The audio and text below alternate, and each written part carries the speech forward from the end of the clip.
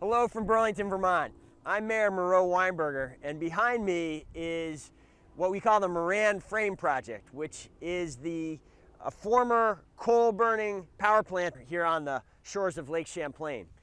Getting rid of that coal-burning plant and replacing it with a sustainable biomass facility was one of Burlington's big steps towards becoming the first city in America to source 100% of our electricity from renewable generation.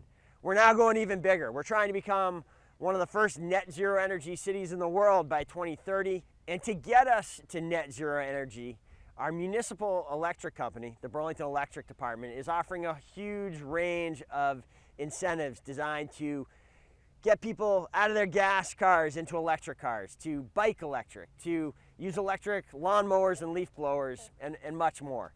If you want to find out more information about this, go to burlingtonelectric.com and have a great Earth Day.